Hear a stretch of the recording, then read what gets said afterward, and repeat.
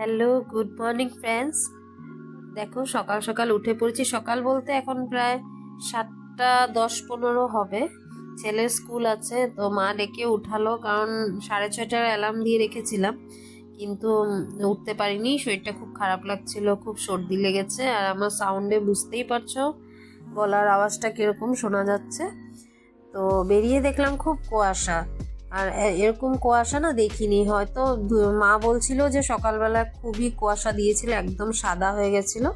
তাই ভাবলাম যে একটু বাইরে বের হয়ে দেখি। তো দেখো, দেখাই যাচ্ছে না, যে যারা যারা মর্নিং ওয়াক করছে তাদেরকে, সামনে যারা আছে তাদেরকে দেখা যাচ্ছে, আর দূরের কিছুই দেখা যাচ্ছিল না।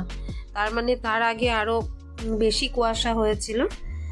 আর আমার চোখ মুখের অবস্থা দেখো, খুব সর্দি লেগেছে, তাই আর ঘুমের থেকে উঠেছি, তাই এই অবস্থা। তারপর তো ছেলেকে পাঠালাম স্কুলে। ওকে স্কুলে পাঠানোর সময় তো আর ভিডিও করা যায় না, কাজের মধ্যে থাকি, তো 1 ঘন্টার ভিতরে ওকে রেডি করিয়ে পাঠাতে হয়, কারণ 8টা 10-এর মধ্যে ও বেরিয়ে যায়। আমার হাজব্যান্ডও কাজে চলে যায়, ওকেও স্কুলে দিয়ে ওদিক থেকে ও চলে যায়, তো দুজন একসাথেই বেরিয়ে যায়। তো ওরা গেল, তারপরে আমি বাড়ির কাজকর্মগুলো শুরু করলাম। আর দেখো, অনেক কাপড় ভিজা ছিল, শরীর ভালো ছিল না, কাপড় কদিন থেকে ভিজা ছিল, তাই ধুতে পারিনি, রেখে দিয়েছিলাম। তারপর ভাবলাম যে না ধুলে হবে না, শরীর খারাপ থাকলেও আমার করতেই লাগবে, তো ধুয়ে ফেললাম কাপড় চোপড়। তো পরের দিন এগুলোকে আবার রোদ্রে দিয়েছি শুকানোর জন্য। আর আমি বেশিরভাগ কাপড় হ্যাঙ্গারেই দিয়ে দিই, কারণ জায়গাটা খুব কম লাগে। যেরকম গেঞ্জি, শার্ট এগুলো দিয়ে দিই আমি সব। আর বাকি সব কিছু আমি, যেগুলো বড় বড় কাপড় ওগুলো তারে দিয়ে দিই, আর বাকিগুলো হ্যাঙ্গারে দিয়ে দিই। আর শরীরটা খুবই খারাপ লাগছে। ব্লগ ভিডিও দিতে অনেক ইচ্ছা করে, কিন্তু ভালো করে ভিডিওগুলো করতে পারি না, অনেক সময় ভুলে যাই, বা কাজের আমার দৌড়াদৌড়ি, একবার এদিকে মার এখানে যেতে হয়, একবার বাড়িতে, আবার ছেলেকে আনতে যেতে হয়, আবার মার দোকানের বাজারও কিছু করে দিতে হয় টুকটাক। তার জন্য একটু দৌড়াদৌড়িটা আমার খুব বেশি হয়ে যায়, আর তখন ভাবি যে ভিডিও করব, আর সময় পাই না, জানো তো। তারপর দেখো, আমাকে হয়তো দেখা যাচ্ছে না, তোমরা ভাবছো আমি নেই, কিন্তু ভিডিওটা রানিং ভিডিও। আমি পিছন দিকে গেছি, ওই মানে পিছন দিকে না, বাড়ির আগের দিকে, গেটের সামনে যে তার আছে ওখানে কাপড়গুলো মেলতে গেছিলাম। তো বলছিলাম যে সব সময় তো ভিডিও দিতে পারি না, ভুলে যাই, মনে থাকে না অনেক সময়। তো এখন ভাবলাম যে এখন থেকে না প্রায়ই ভিডিও, শর্ট ভিডিও তো দেওয়া হয়ই, কিন্তু লং ভিডিওটাও দেওয়ার চেষ্টা করব, যতটুকুই পারি, 5 মিনিট, 6 মিনিট, 7 মিনিট এরকম করে দিতে থাকবো। তো আশা করব তোমাদের সবার আমার ভিডিও অল্প অল্প ভালো লাগে। কতটুকু ভালো লাগে সেটা তো আর বলতে পারবো না, ওরকম করে উঠতে পারছি না, আমি যতটুকু পারছি করছি। তো অনেক চেষ্টায় আছি যাতে আমি ইউটিউবে সাকসেস হই, কারণ 90 দিনের ভিতরেই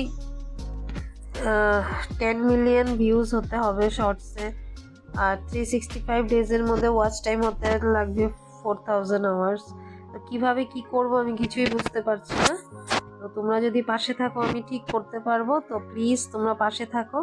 আর এই দেখো, আমি সব কাজ টাজ করে মিডিলে একদম গ্যাপ দিয়ে দিয়েছি, ওগুলো আর কিছু ভিডিও করতে পারিনি। স্নান করে একবারে এসে রান্না বসিয়েছি বলতে আজকে কাঁচা কলা ছিল, কাঁচা কলার কোপ্তা বানাবো বলে রেখেছিলাম। তো মা আধা বড়াগুলো ভেজেছে, তারপর আমি আর পেঁয়াজ রসুন দিয়ে, আলু দিয়ে এটা করেছি মাখা মাখা করে। আর এদিকে কলার খোসাগুলো যে ছিল ওগুলো রসুন দিয়ে, কাঁচা লঙ্কা দিয়ে, এটা একটু মানে কি বলো তোমরা, এটাকে একটু লাড়া মতন করেছি, ঝাল ঝাল করে, খুব ভালো হয়েছে। তেলের মধ্যে একটু কালি জিরা ফোড়ন দিয়ে এটা বানিয়েছি গরম ভাতের সাথে।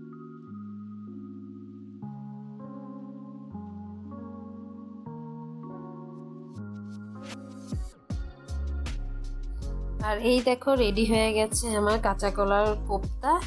প্রথমবার বানিয়েছি, খেয়েছি অনেকবারই, কিন্তু বানালাম প্রথমবার, ইচ্ছে হলো বানাতে, তো বানালাম। তো দেখে তো তোমরা বুঝতেই পারছো ভালো লাগছে রংটা, কিন্তু খেতেও ভালোই হয়েছিল, মা ওরাও বললো ভালো হয়েছে। আর এইদিকে দেখো, এই যে বাটা হয়ে গেছে রেডি। আর আগের দিনে ছিল একটু পনির, ছেলে ভালোবাসে তো ওর জন্য রেখে দিয়েছিলাম। পনিরটা একটু গরম করে দিচ্ছি, ওর হয়ে যাবে। আর গিয়ে কাজ করতে করতে চা খেতে ইচ্ছে করলো তো চা বানালাম, কারণ খুব ঠান্ডা পড়েছিল। তো 3 কাপ চা বানালাম, 3 কাপ বলতে বাবাও এসেছিল, তাই বাবা, আমার শাশুড়ি মা আর আমরা 3জন চা খেলাম। আর এই এতটুকুই আজকের ভিডিওটা তোমাদেরকে দেখাচ্ছি।